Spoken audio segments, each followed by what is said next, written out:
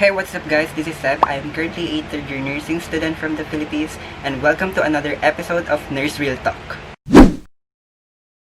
Okay, recently there is an issue of misinformation with regards to mass testing, and as nursing student as well as an advocate of a mass testing together with other healthcare workers and other people who are advocating it, nakakabahala at nakakatakot kasi it was like a warning of danger, especially this person has its huge name and has massive amount of followings on social media. So what might happen is that they will misinterpret the things that he said, and aaminin ko, karamihan sa mga tao talaga ay merong poor health seeking behaviors and practices. So imagine, put yourself into this situation na. Imagine, merong implementation ng mass testing sa lugar nyo or sa area nyo, and then you'll be like, have this fear and became uncooperative because naniwala ka nga sa mga sinabi niya. What if may suspected cases? What if nakahawa? Or worse, may namatay pa? See? Nakakatakot, and it's very alarming because it will cause harm to people. And for those people naman na still defending him na kasi clinical trials ang ine-explain niya sa video na yon, no, it is very clear, mass testing ang sinasabi niya sa video na yon. But I don't want to further elaborate that on this video kasi I want you guys to have this awareness kung ano ba talaga yung significance, kung ano ba talagang meron, or kung ano ba talagang ibig sabihin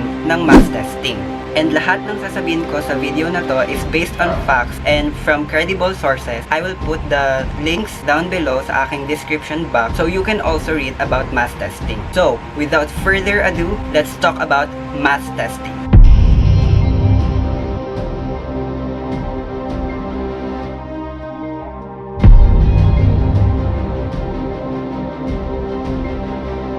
We, the advocates of #MassTestingNowPH, including some scientists and doctors, are trying to imply to the people that mass testing doesn't really mean na entire population of the Philippines ang itetest for COVID-19. What do we mean by it is that it should be a strategy na kailangang i-reinforce at kailangang gawing adequate to test certain people. So later on, pag-uusapan natin kung sino-sino ba ang dapat mag-undergo ng mass testing. So mass testing should be, number one, free, meaning walang bayad. Remember, we are experiencing a public health crisis kung saan ang gobyerno natin ay dapat i-subsidize ang fee lahat ng mga taong magpapatest for COVID-19, especially the poorest of the poor. Number two, it should be accessible, meaning our government must ensure that all testing laboratories and personnel are being utilized to maximize the crisis. And dapat yung mga suspected cases ay reachable ang testing centers na designated ng government. Third, it should be proactive, meaning dapat yung test kits natin and RT-PCR testing laboratories ay dapat i-increase para magkaroon tayo ng mas maraming testing capacities as well as magkaroon ng wider selection of the people for the COVID testing. So we should also support those test kit na ginawa ng ating local scientists para mabawasan yung dependency natin with some foreign developed kits. And lastly, mass testing should be systematic, meaning dapat yung government natin and those personnel na namamahala sa mass testing is dapat alam yung triage or prioritization ng ating mga pasyente. Dito rin pumapasok yung no VIP treatment.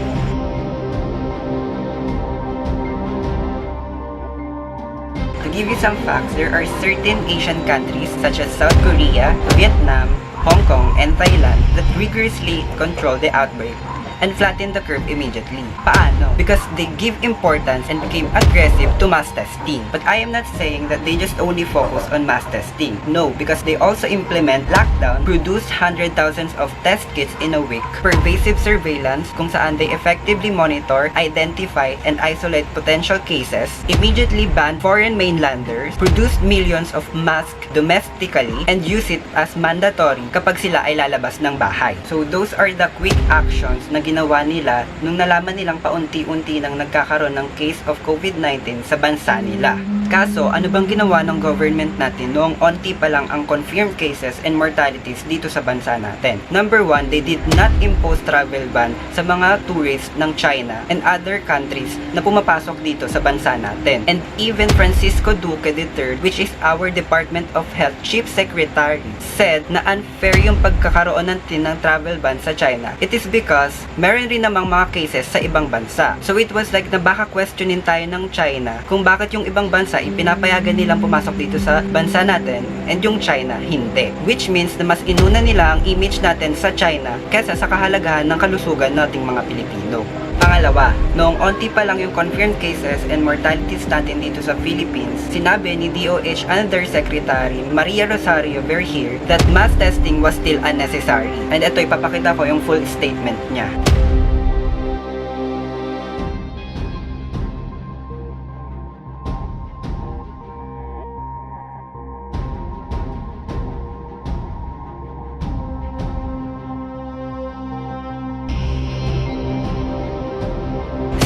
They underestimate the importance of mass testing. And it's very frustrating, kaya marami tayong kaso ngayon sa Pilipinas is because from the very beginning, nagkulang na ang ating gobyerno to quickly respond to control the outbreak and protect the health of the Filipino people. Dahil ano bang significance nitong mass testing? Number 1, it leads to early detection. Second, it minimizes the further spread of the SARS-CoV-2. And third, it quickly treats those positive with the virus kasi mas mabibigyan sila ng attention for the treatment. So una pa lang dapat ay binigyan na ng importansya ang mass testing because kung nag-positive man ang tao sa coronavirus, it then follows with isolation, contact tracing, and proper treatment to break the transmission of the virus. And ano ba napapansin nyo ngayon? Our government has misplaced priorities amidst the COVID-19 global pandemic. Break the transmission of the virus and not the rights of the Filipino people. So hanggat walang developed na vaccine for COVID-19, the most effective strategy to prevent the infection and save life is through mass testing, isolation, and contact tracing to break the chain of transmission.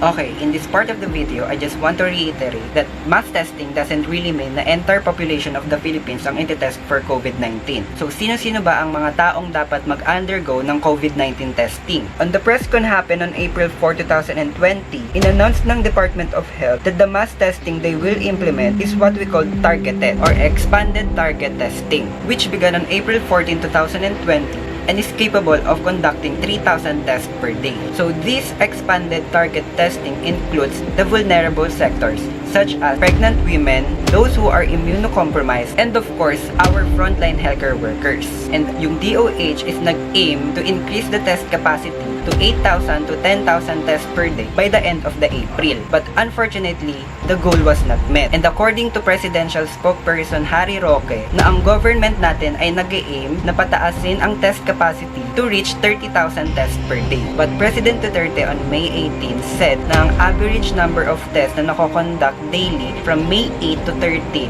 was only 7,809, which is whether it is the 30,000 target set by the government. So doon pa lang makikita natin na ang test capacity natin is not that really sufficient. So kailangan i-reinforce at gawing sufficient ang ating RT-PCR testing capacity and laboratories as well as our antibody test kits in order to test the following people. Number 1 is all the suspected cases or those people na nagmamanifest or nakaka-experience ng mild, acute, and severe symptoms of coronavirus disease.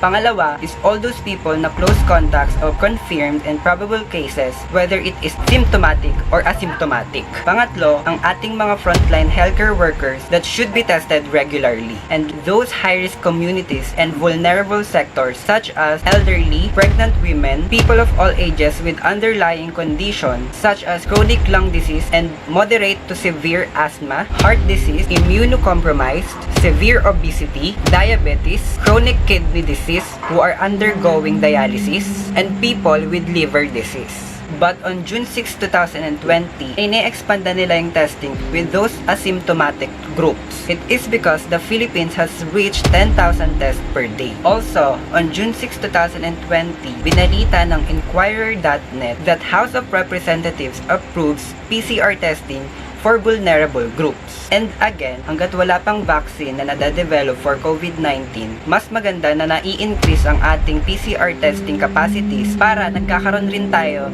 ng wider selection of criteria for people na dapat mag-test for COVID-19.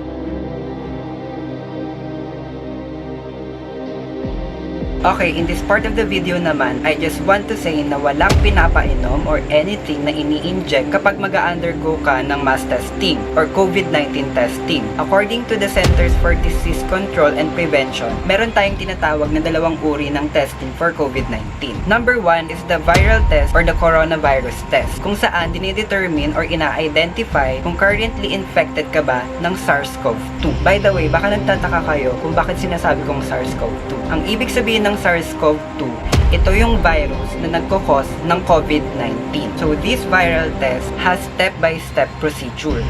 Step 1 is mag-undergo ka through nasopharyngeal and oropharyngeal swabbing. So, bakit ito yung mga procedure na ginagawa? It is because, according to the World Health Organization, mas nag-grow or mas nag-shed ang mga virus or yung SARS-CoV-2 sa ating nose and throat. So, let's talk about first the nasopharyngeal swabbing or what we call the nose swab. In this procedure, yung healthcare worker is mag-i-insert ng dry swab horizontally about 2 inches or 5 to 6 centimeters inside your nose or the size of your pinky finger. Pangalawa, yung tinatawag nating oropharyngeal swabbing or the throat swab. Dito naman, merong stick or sterile stick with a sponge sa dulo ng stick at yun ang gagamitin to swab the inside of your cheek. So once done, kapag nakuha na ang samples ng iyong nasopharyngeal or oropharyngeal sample, as per DOH guideline, ilalagay ito sa isang properly labeled screw cap tube.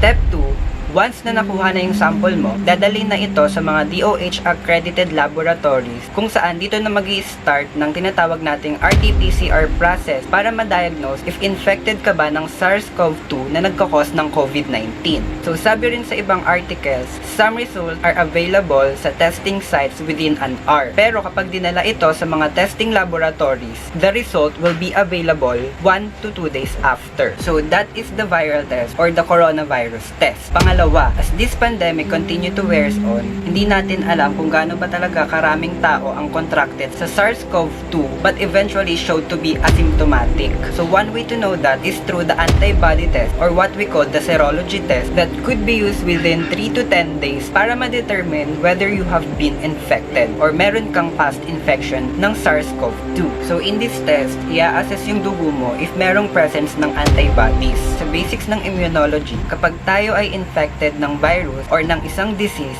ang immune system natin ay nagpo-produce ng mga tinatawag na antibodies. Itong mga antibodies na ito ang tumutulong para labanan ang virus or infection sa katawan natin.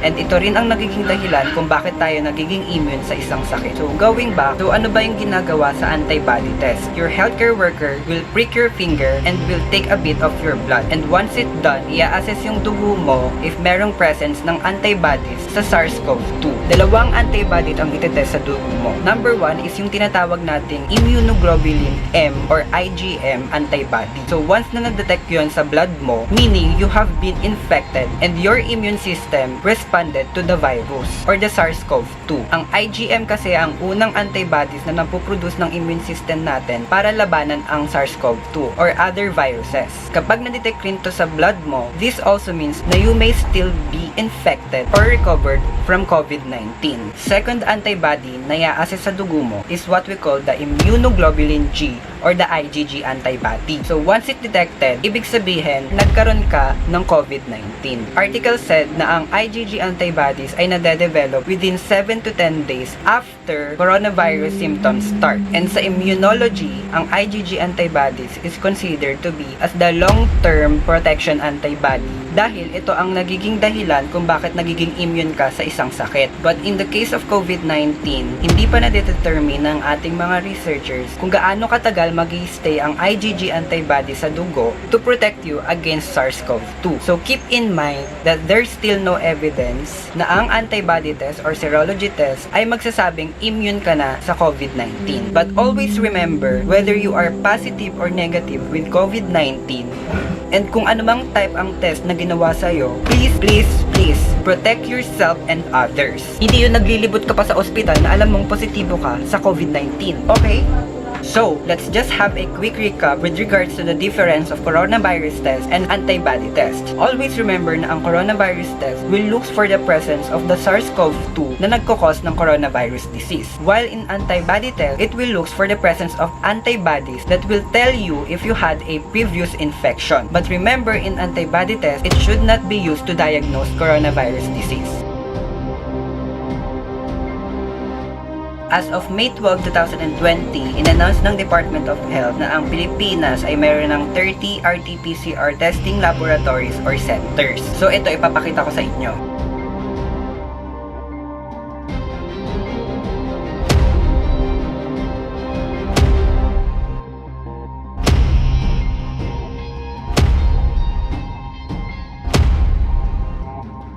Nag-aim rin sila na gawing 78 COVID testing laboratory in order to reach the 30,000 tests per day na sinet ng ating gobyerno. Mahalaga rin kasi na marami tayong RT-PCR testing laboratories in order to expand to its highest degree ang testing capacity natin per day.